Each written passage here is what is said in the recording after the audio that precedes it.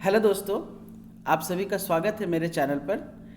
पिछले वीडियो में हम लोगों ने ये सीखने की कोशिश की थी कि कैसे इंडियन हिस्ट्री को 3 पार्ट में बांटकर उसको समझने की कोशिश की गई। कैसे उसको 3 पार्ट में बांटकर, क्योंकि इंडियन हिस्ट्री अपने आप में बहुत बड़ा टॉपिक है, इसको छोटे छोटे पार्ट में बांटेंगे तो सीखने और समझने में सुविधा होगी। तो एंशियंट हिस्ट्री, मेडिवल हिस्ट्री और मॉडर्न हिस्ट्री के रूप में पूरे इंडियन हिस्ट्री को 3 पार्ट में बांटा गया। अब इस टॉपिक में हम लोग, इस वीडियो में हम लोग एंशियंट हिस्ट्री को फिर से 4 पार्ट में बांटेंगे। और एंशियंट हिस्ट्री को 4 पार्ट में बांटने से क्या क्या होगा, एक स्टोन एज पीरियड निकलेगा, इंडस वैली सिविलाइजेशन, वैदिक सिविलाइजेशन और महाजनपद एंड राइज ऑफ एम्पायर। इसके पहले जनपद, महाजनपद एंड राइज ऑफ एम्पायर्स को हम लोग समझेंगे। बेसिकली हिस्ट्री को छोटे छोटे पार्ट्स में बांटने से क्या होता है, हिस्ट्री अच्छी तरीके से समझ में आता है और हमें याद हो जाता है। मैंने इस वीडियो को ऐसे बनाने की कोशिश की कि अगर आप इसको एक बार ध्यान से देखेंगे या सुन लेंगे तो आपको वो कहानी के रूप में याद हो जाएगा।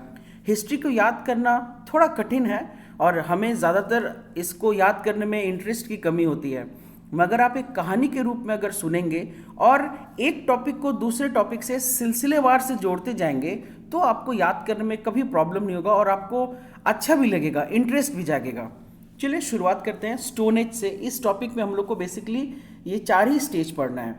तो सबसे पहले ये देखिए कि ancient history was written from when human learn to write. तो एंशियंट हिस्ट्री कब से लिखा गया है, किस पीरियड को हम लोग एंशियंट हिस्ट्री कहते हैं, तब से जब से ह्यूमन को लिखना आ गया है। इसीलिए ये जो टाइम पीरियड है 2.5 मिलियन ईयर्स से लेकर ये स्टोन एज को हम लोग मानते हैं, और जबकि एंशियंट हिस्ट्री है 3500 BC। तो इसलिए इन दोनों के डेट में कंफ्यूज ना हो। अगर कोई आपसे पूछे तो एंशियंट हिस्ट्री 3500 साल पहले का है और जबकि हमारा स्टोन एज 25 लाख साल पहले का है। तो दोनों में फर्क इसलिए कि एंशियंट हिस्ट्री को हम लोगों ने कब से कंसिडर किया है, जब से ह्यूमन ने लिखना सीखा है, इसलिए ये डिफरेंस है। आइए नेक्स्ट पॉइंट की ओर बढ़ते हैं। For the earliest period of human society there was no written record. हम लोगों ने शुरू के वीडियो में ये क्लियर किया था कि प्री हिस्ट्री, प्रोटो हिस्ट्री, तब हिस्ट्री आता है। तो ये हिस्ट्री को ही फिर से 3 पार्ट में डिवाइड किया गया है, एंशियंट, मेडिवल एंड मॉडर्न। इस वीडियो में हम लोग एंशियंट हिस्ट्री के स्टोन एज को ही क्लियर करेंगे। फिर से अगले वीडियो में आपसे मिलेंगे जिसमें हम लोग इंडस वैली के ऊपर बात करेंगे, फिर वैदिक के ऊपर बात करेंगे, फिर जनपद, महाजनपद के ऊपर बात करेंगे। इस सब का सिलसिलेवार एक अलग अलग वीडियोस आप लोग को मिलता रहेगा ताकि आप लोग को सीखने और समझने में प्रॉब्लम ना हो। चलिए नेक्स्ट पॉइंट की ओर बढ़ते हैं। Historians and archaeologist depend on archaeological remains and fossil. इसका मतलब ये है कि इससे पहले भी, स्टोन एज से पहले भी एक ह्यूमन के एवोल्यूशन में, ह्यूमन के डेवलपमेंट में वो स्टेज आया है जिसका हमारे पास कोई लिखित रूप में कोई कुछ भी नहीं है, रिटन रिकॉर्ड नहीं है, जिसको हम लोग प्री हिस्ट्री काल कहते हैं। तो प्री हिस्ट्री काल में हमारे पास जब लिखित सब कुछ भी नहीं है तो हमने हिस्ट्री को तैयार कैसे किया, तो उस समय के जो भी आर्कियोलॉजिकल रिमेन्स मिले हैं, जो भी फॉसिल्स हमें मिला है, पुरातत्ववेताओं को, इतिहासकारों को जो भी चीज़ें मिली है खुदाई के दौरान, उन चीज़ों के आधार पे विस्तृत स्टडी किया गया, उसके ऊपर एनालिसिस किया गया और एक बहुत ही गंभीर रूप से चिंतन और स्टडी करने के बाद ये हिस्ट्री को हमारे सामने रखा गया है और पूरी दुनिया इसको एक्सेप्ट करती है। तो ये वो समय था जब हमारे पास कोई रिटन रिकॉर्ड नहीं था, हम लोग पूरी तरीके से आर्कियोलॉजिकल रिमेन्स और फॉसिल्स के ऊपर डिपेंड करते थे। तो ये उस समय की बात है।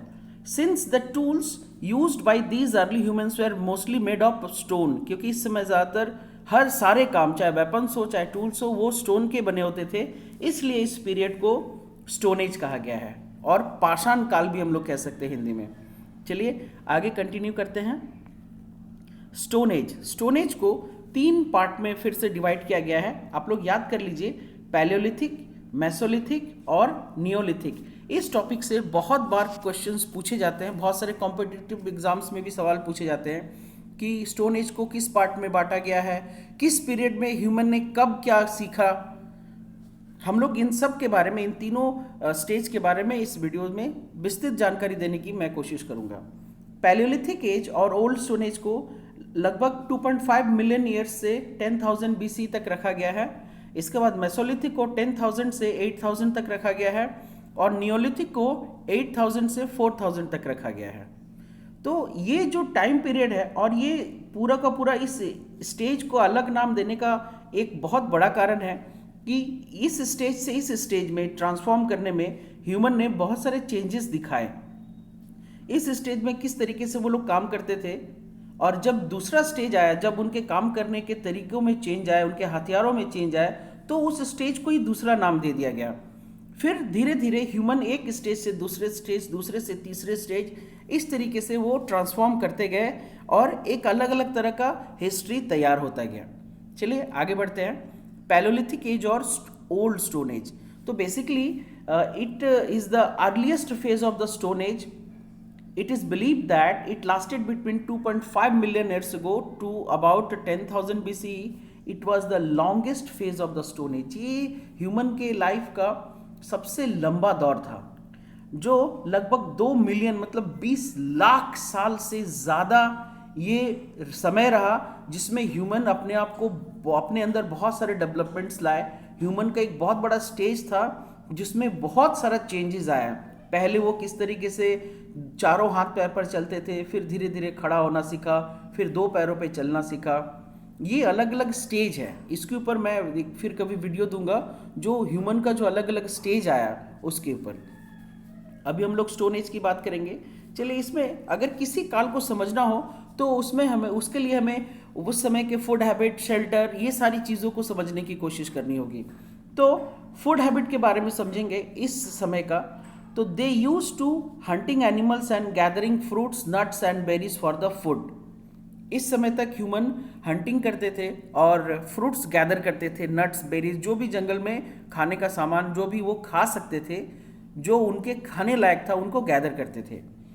In this phase they leave the life of nomad. इस वक्त तक वो बंजारे की जीवन जीते थे, वो एक जगह स्थिर नहीं रहते थे। जहाँ भोजन का अवेलेबिलिटी हुआ, जहाँ फूड मटेरियल्स मिला, वहाँ पर रहे, फिर वो लोग जगह चेंज कर लेते थे।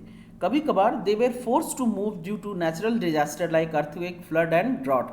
तो कभी कभार उन्हें फोर्सली उस जगह को चेंज करना पड़ता था, अगर कहीं अर्थक्वेक आ जाए, फ्लड आ जाए या ड्रॉट आ जाए। और दूसरा मेन रीजन था due to the reduction in plants and animals in that area. अगर जिस जगह पर बहुत दिन से रह रहे हैं वहाँ का प्लांट्स एनिमल्स खत्म हो गया या कम हो गया तो उस जगह को ये लोग चेंज कर देते थे।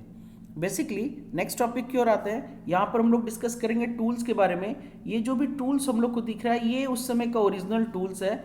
ये सब टूल्स लाखों साल रहने पर भी खराब नहीं हुआ, ये हमें खुदाई के दौरान मिला है। इसलिए इस टूल के आधार पर जो हिस्ट्री क्रिएट की गई है वो हम लोग पढ़ रहे हैं। Early humans started making tools out of stone for hunting animals and for protection around 2.6 million years ago.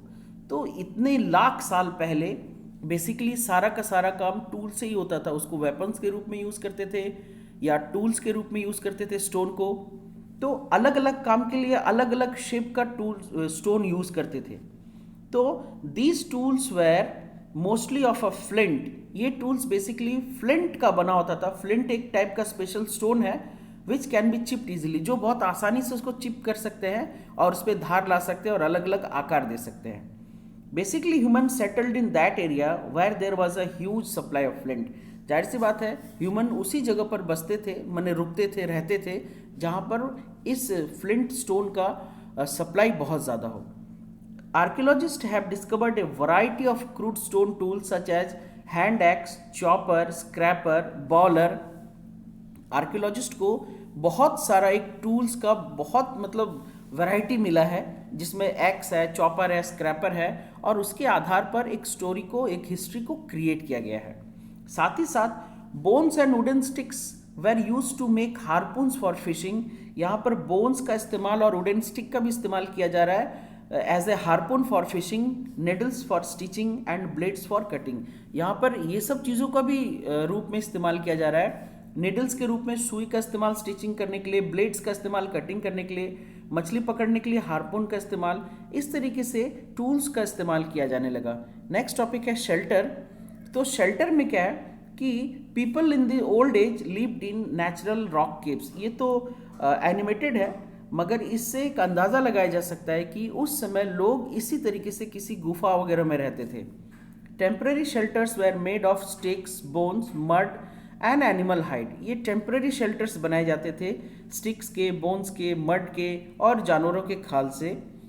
Early human wore clothes made up of animal hide, fur, leaves and bark of tree.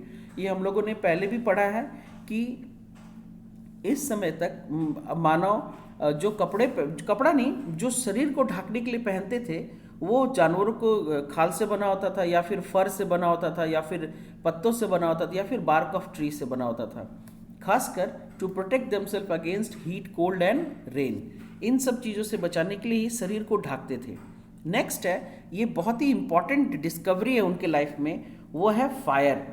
तो according to the history, human discover fire and learn to control in the palaeolithic age. ये question से बहुत बार बनता है कि मानव ने fire जलाना और कंट्रोल करना किस स्टेज में सीखा था, तो उसका आंसर होगा पैलियोलिथिक एज में। It is believe that in course of sharpening their stone tools, spark में ignited dry leaves lying around. ये हिस्टोरियंस का मानना है कि जब वो लोग पत्थर को धार देते थे या पत्थर को छीलते थे, चिपिंग करते थे, उस दौरान पत्थर रगड़ाता था और उससे जो चिंगारी निकलती थी आसपास में सूखे घास वगैरह में गिरकर, इस तरीके से आग का आविष्कार हुआ। और इन कोर्स ऑफ टाइम, और साथ ही साथ ह्यूमन ने आग को कंट्रोल करना सीखा। देखिए ये दो बात है, एक आग का आविष्कार करना और दूसरा आग को कंट्रोल करना। फायर प्रोड्यूस करना इजी चीज़ है, लेकिन फायर को कंट्रोल करना ये इजी नहीं है। तो फायर को कंट्रोल करना जब से ह्यूमन ने सीखा, तब से उसका लाइफ ही पूरी तरीके से दूसरे लेवल पर ही चला गया। The discovery of fire and its control change the way of human. Now human can control the fire and this allowed them to go to colder places. जब से फायर को कंट्रोल करना सीखा, तब से ह्यूमन अब कोल्डर प्लेसेस में भी जा सकता है and spread over a large area. अब ये लोग ज़्यादा से ज़्यादा जगह पर फैलने लगे। They were now able to cook raw meat of hunted animals. अब ये लोग क्या होता था, जो भी कच्चा मांस लाते थे, जो भी हंट करके, अब उसको पका कर खाने लगे। और इसके वजह से cooking kill the germs and increase the average life span of early humans. इसके पहले जो भी ह्यूमंस थे उनका जो लाइफ स्पैन था वो बहुत कम था, 30-40 साल, इससे ज़्यादा नहीं बचते थे। बहुत कम ही होता तो ज़्यादा जीते थे। जब से कुकिंग करके खाने लगे तो फिर उनका लाइफ स्पैन 60-70 ऐसा बढ़ने लगा। रीज़न इसके पीछे एक ही है, छोटा सा टेक्नोलॉजिकल रीज़न यही है कि हमारा जो शरीर है वो कच्चा मांस को डाइजेस्ट करने के लिए नहीं बना है। अगर हम खा लेते हैं तो हमारे पेट के अंदर इन्फेक्शन हो जाता है और बहुत मुश्किल होता है, क्योंकि हम लोग कार्निवोर नहीं हैं। ये शेर, बाघ, ये कार्निवोरस एनिमल्स का डाइजेस्टिव सिस्टम है कच्चे मांस को पचाने के लिए। हम लोग कच्चा मांस पचा नहीं सकते, हम लोग को कुक्ड फूड ही चाहिए अच्छे तरीके से डाइजेस्ट करने के लिए। सो जब से फायर का आविष्कार हुआ तो ह्यूमन ने कुकिंग सीखा। इससे क्या हुआ, अब वो पका हुआ खाना खाता था, तो इससे क्या होता, उसका लाइफ स्पैन बढ़ने लगा। Also fire protected them from animals and against tribal groups. साथ ही साथ फायर उनको जानवरों से भी बचाने लगा और जो प्रतिद्वंदी ग्रुप्स थे उनसे भी बचाने लगा। And mastery of fire serve as a tool for community building. ये बहुत ही इंपॉर्टेंट है। कम्युनिटी बिल्डिंग का मतलब, अब तक तो इंसान एक दूसरे से दूर, मतलब कोई कम्युनिकेशन नहीं था। जब से फायर जलाना सीखा तो फायर को एक जगह लगाने के बाद उसके चारों ओर इकट्ठे होकर बैठने लगे। इससे क्या हुआ, उनके बीच में कम्युनिकेशन बढ़ने लगा और इसके चलते एक कम्युनिटी में ग्रो करने लगे। As early human began to gather in groups and around the camp fire. ये हिस्टोरियंस का मानना है कि हमें कुछ मिले भी ऐसे फैक्ट हैं कि कैंप फायर लगाया जाता था और कैंप फायर के आसपास में लोग बैठते थे, जिसके चलते कम्युनिकेशन बढ़ा और कम्युनिकेशन के बाद कम्युनिटी बिल्डिंग बढ़ा। अब वो लोग इकट्ठे होकर रहने लगे, इकट्ठे होकर शिकार करने लगे, इकट्ठे होकर गैदरिंग करने लगे। तो जब इकट्ठे रहने लगे तो बहुत सारा नया नया चीज़ों का सोच निकला होगा, नए नए चीज़ों का आविष्कार हुआ होगा। And the need of communication with others in A group may have encourage the growth of language. तो लैंग्वेज का जो ग्रोथ का यही सबसे बड़ा रीज़न था कि जब वो इकट्ठे होकर रहने लगे तो कम्युनिकेशन की ज़रूरत पड़ी होगी, तो उसके चलते लैंग्वेज का शुरुआत हुआ होगा। चलिए नेक्स्ट में आते हैं, लैंग्वेज एंड आर्ट के टॉपिक में।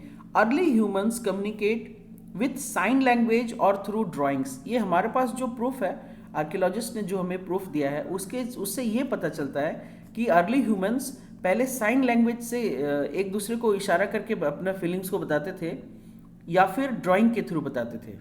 और कुछ छोटे बच्चों के बुक्स में भी दिया है कि वो लोग स्मोक सिग्नल देकर बताते थे। The painting found it showing human and animal engaged in hunting, war और प्ले। ये जो पेंट मिला है, ये पेंट से हमें ये पता चलता है, ये ड्राइंग से ये पता चलता है कि उस समय ह्यूमन इस तरीके से अपने भावनाओं को व्यक्त करते थे पेंटिंग के through. In India this paintings were found at Bhimbetka and Adamgarh.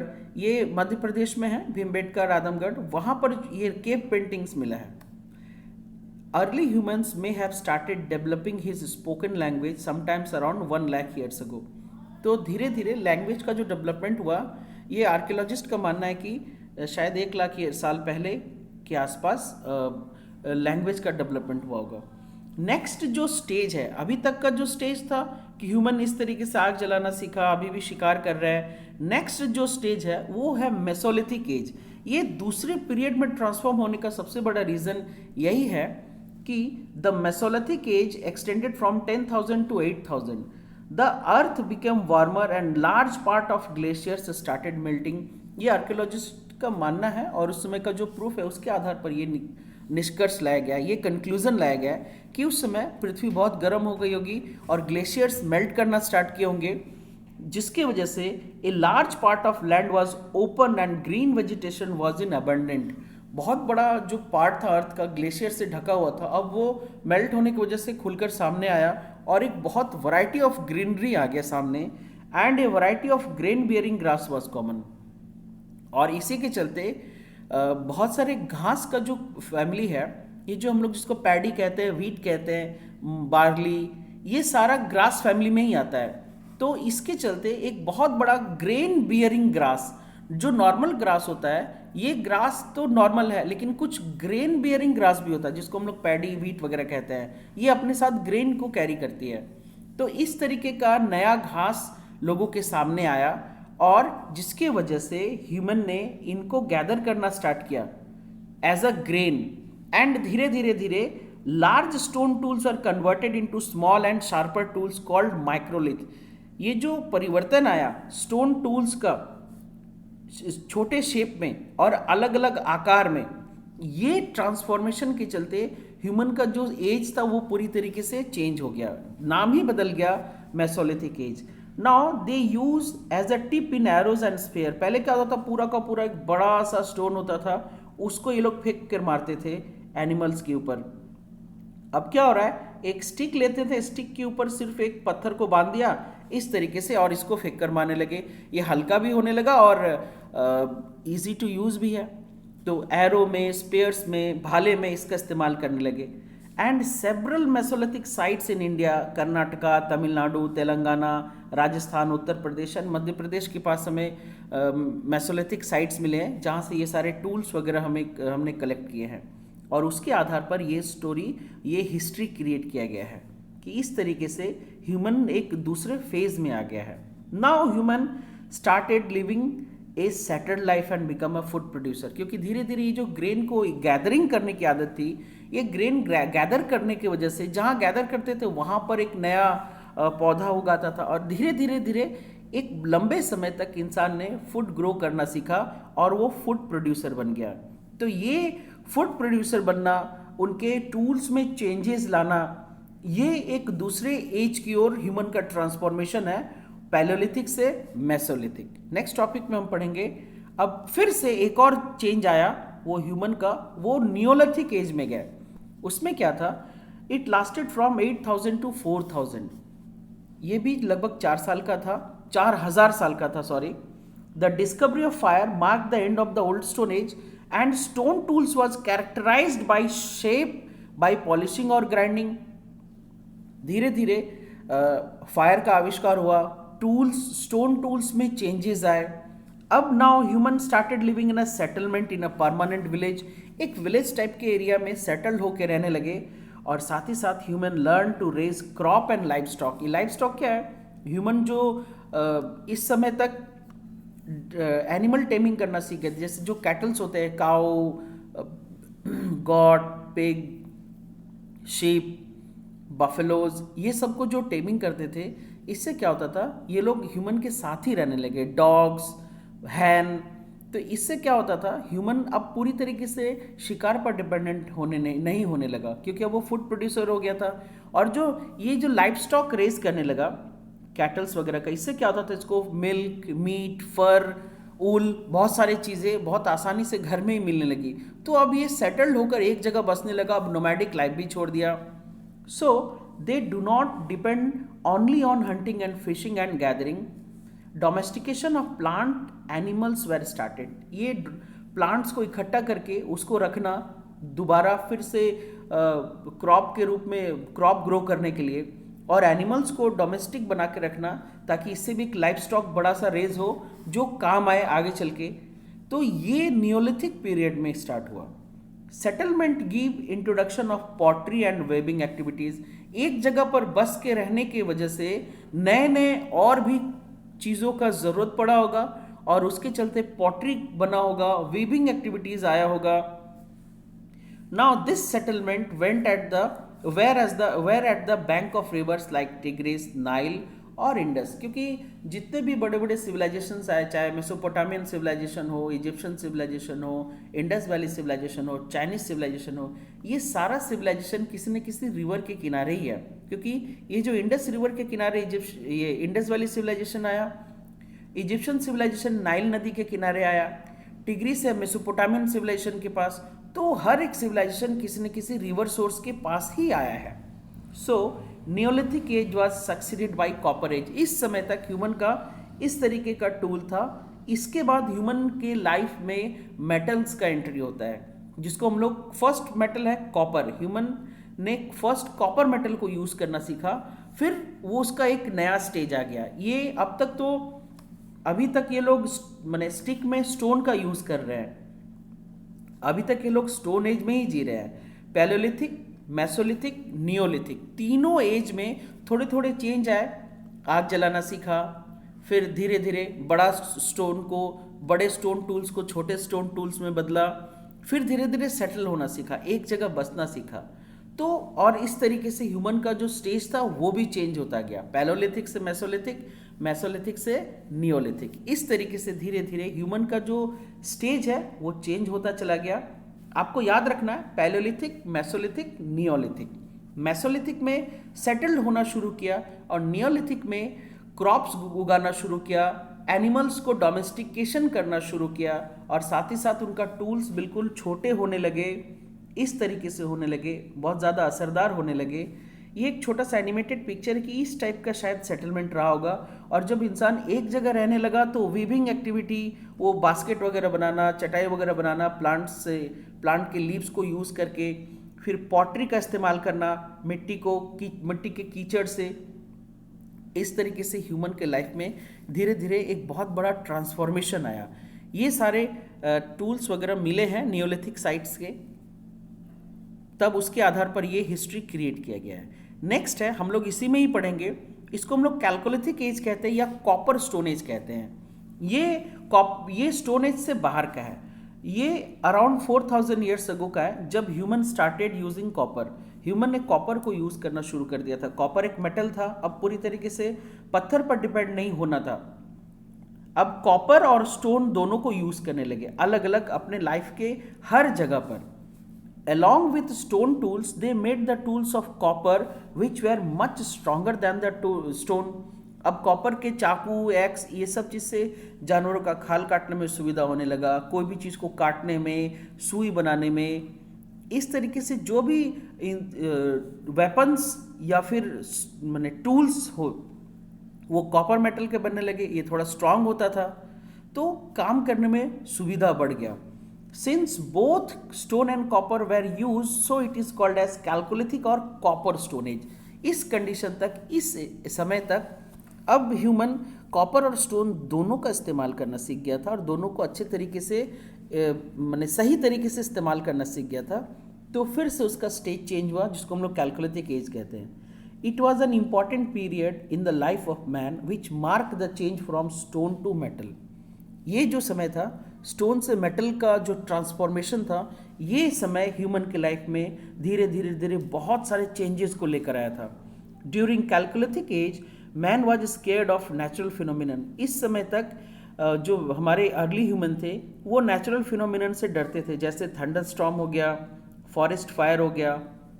ये इसलिए डरते थे क्योंकि ये लोग इस चीज़ को समझ नहीं पाते थे, तो उन लोगों ने पूजा करना शुरू किया, जैसे सन का, रेन का, थंडर का, फायर का, उसके सामने पूजा करते थे। साथ ही साथ earth was revered as mother earth as it provided food. Earth को मदर के रूप में देखा जाने लगा क्योंकि अर्थ ही हमारा पालन पोषण करती है। इस तरीके से the cow, bull, trees like people and Tulsi were considered Holi. इस समय तक काउ, बुल और पीपल एंड तुलसी, ये इनको होली माना जाने लगा, इनको पवित्र माना जाने लगा। एंड इनका जो स्थान था वो थोड़ा सा उसका बहुत दूसरे जानवरों के कंपैरिजन में और दूसरे प्लांट्स के कंपैरिजन में इनको थोड़ा सा सैक्रेड माना गया, और इनके साथ जो बिहेव था वो अलग तरीके से इनके साथ ट्रीटमेंट किया जाने लगा। Mehrgarh in Baluchistan and Burzahom in Kashmir are the examples of this chalcolithic as.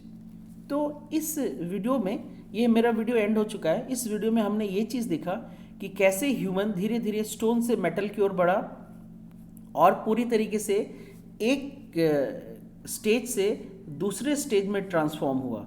ये तो स्टोन का था, स्टोन के बाद मेटल्स की ओर बढ़ा। तो ये छोटा सा वीडियो था, ये छोटी सी कोशिश थी कि स्टोन एज के, एंशिएंट पीरियड के स्टोन एज के एक पार्ट को हम लोग क्लियर करें और समझने की कोशिश करें। मुझे उम्मीद है कि आप लोग को समझ में आया होगा, और अगर ये वीडियो आपको अच्छा लगे तो इसको सब्सक्राइब और शेयर ज़रूर कीजिएगा। और अगर आप मुझे कोई सजेशन देना चाहते हैं तो आप मुझे ज़रूर कमेंट में लिख के कमेंट बॉक्स में बताइएगा। आशा करता हूँ ये वीडियो आप लोग को पसंद आया होगा। आपका कीमती समय देने के लिए बहुत बहुत धन्यवाद। मिलते हैं अगले वीडियो में, जो इंडस वैली सिविलाइजेशन पर होगा, वैदिक सिविलाइजेशन पर होगा और महाजनपद एंड राइज ऑफ एम्पायर्स पर होगा। तब तक के लिए धन्यवाद। जय हिंद।